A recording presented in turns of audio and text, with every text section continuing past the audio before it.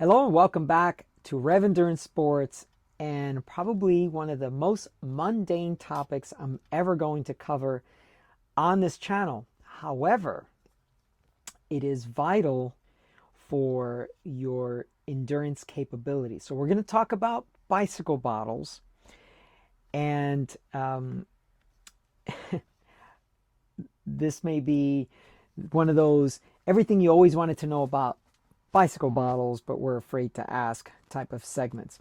It's also the first episode in my road to PBP, and that's Paris-Brest-Paris, and that's a 1,200 kilometer event that's held every 4 years in Paris, goes out to Brest, the North Atlantic coast, and comes back. 1,200 kilometers, 750 miles, unsupported, but the country apparently is the countryside has plenty of people that wish to feed you and give you fluids and stuff. And then, of course, there are controls along the way. But here in San Diego, I do a lot of my rides as what I call no rides. That's a hashtag you can follow, no ride. And that's no stop for no reason. So no potty breaks, no refueling breaks, no water breaks, anything like that. And that's where the size of the bottles comes into play. Most of you are familiar with this little short bottle. This is about 22 ounces. The pros typically have these bottles. They drink, they toss them, and off they go.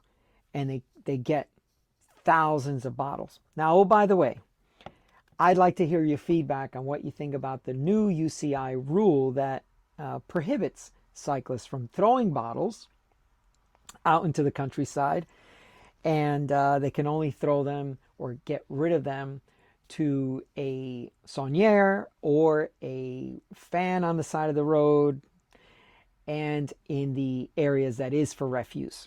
So I'd like to hear what your thoughts are on that.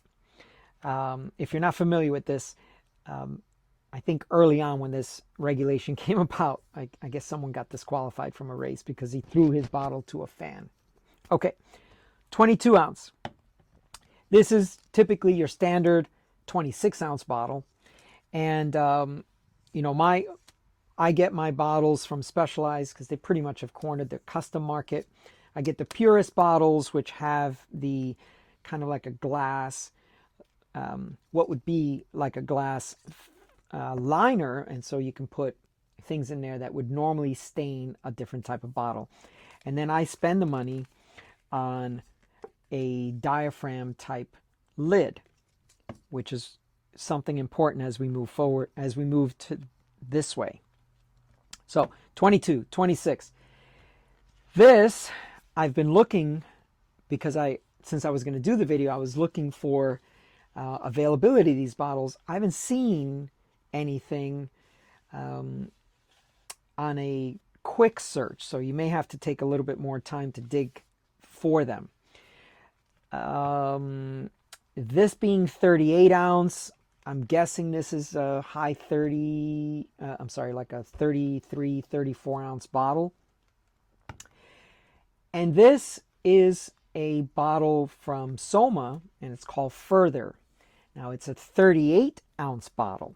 Okay, so if you're a heavy sweater, if you are someone who wishes to do really long distances where you don't have any stores or any type of services within a reasonable amount of area, or you ride in a very hot and humid climate, the small bottle and even the 26 ounce bottle is just not going to be enough fluid for you. On my 300 kilometer event, we didn't stop until mile 160. So I was about eight and a half hours into the event.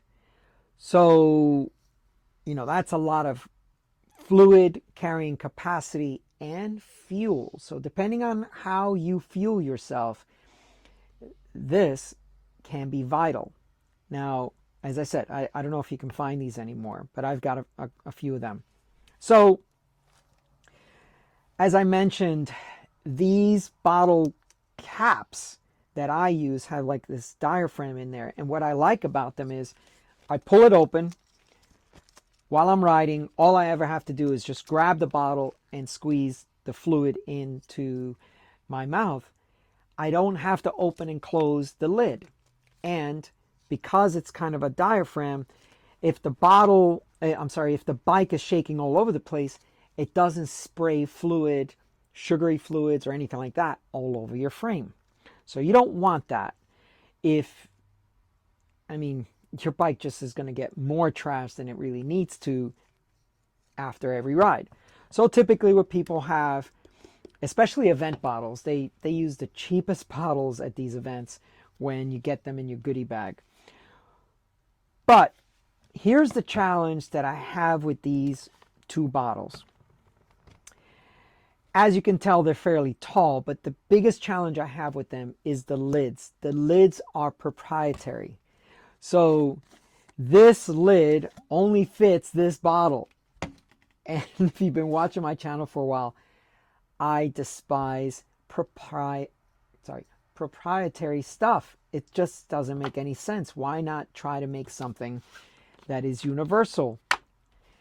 This is also proprietary. You can see the size between these two is different. And then I'm going to show you a conventional. So you notice the difference?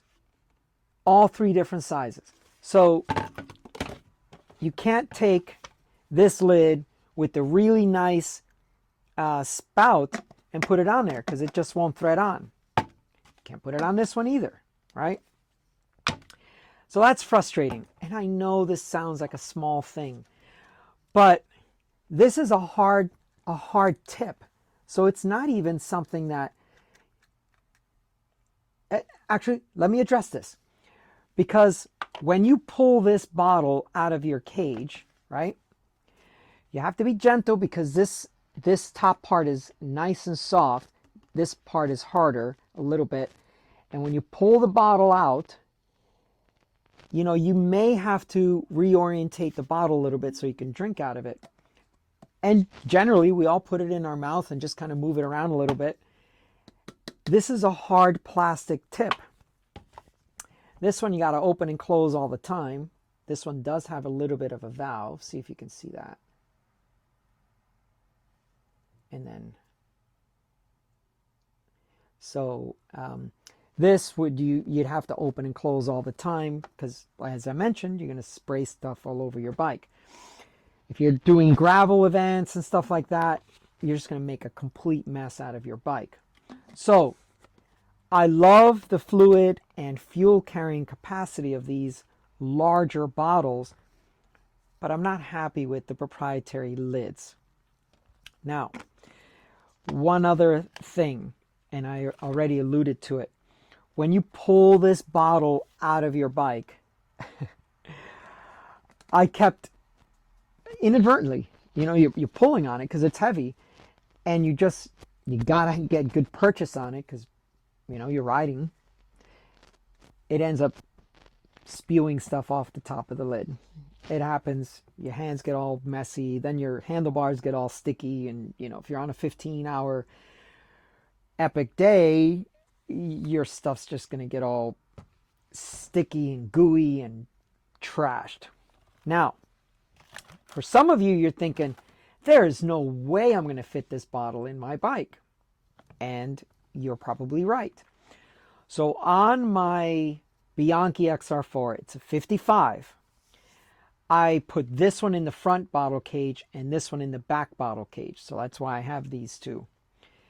If I were to use two of these, this tall spout is rubbing on the top tube and it sits canted, and then you're riding kind of bow-legged, which I kind of rub my knees along the top tube. So this bottle fits beautifully in my steel Ritchie, a 55.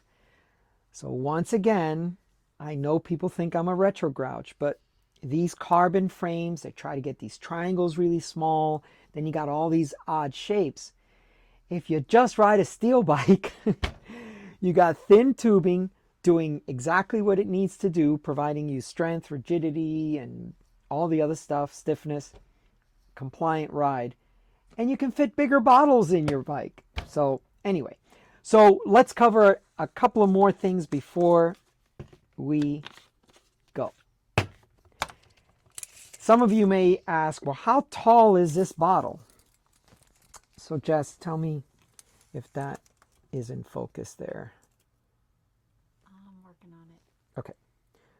Yes, the bottle looks like it's, well, the bottle itself is like 9 inches, and then with the lid, it's about, yeah, so we need a 11. system. We need a system height. Okay, so there's one, and then here's the other. So, Right. As long as it's in focus both ways. 11 and a half. Yeah, so everything's in centimeters in cycling. So that's what we need the people to pay attention to. Okay. So yes, we are in the U.S., but I am a big metric fan. So pay attention to those lengths, because then all you have to do is walk over to your bike.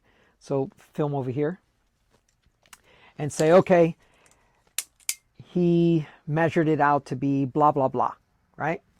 So in my case, if we take out the standard bottle, and if you need to come a little closer just so we can get everything. So plenty of room in a 55 Ritchie, right? And then the other one is over here. Now, here's the thing. Here's my frame pump, which, if I'm doing ultra distance stuff, I'm going to bring a frame pump, okay? But if you didn't carry a frame pump, then you would be fine with, 3 or 4 centimeters between the top of the lid and this. Now, keep in mind, unless you're someone who has 2 different things in your bottles and you drink through them or drink them throughout the ride for different reasons. Like, so let's say, for example, you have one that's a fuel bottle and one that's an electrolyte bottle, or one that's a fuel bottle and the other one's just water. You don't really need access to the back bottle all the time. You just don't. You drink your front one. Once that's done, switch over.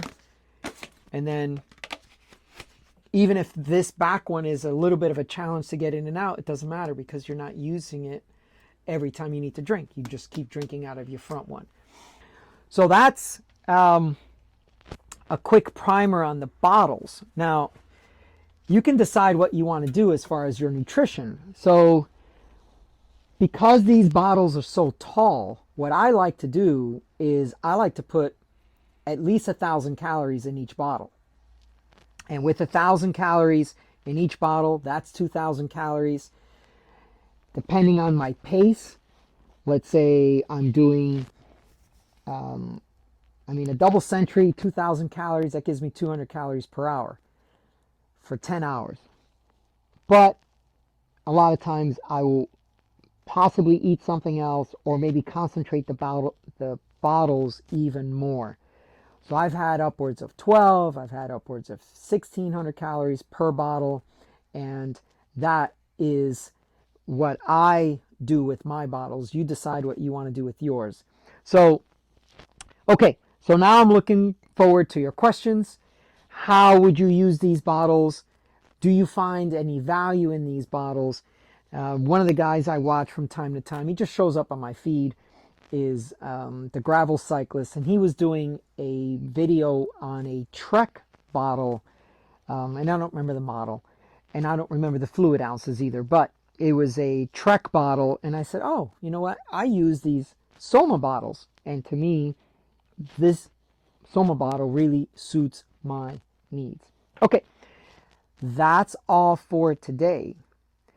Episode 1 of my Road to PBP bottles, fueling strategy. Okay, thank you so much for tuning in. Please like and subscribe. We'll see you up the road.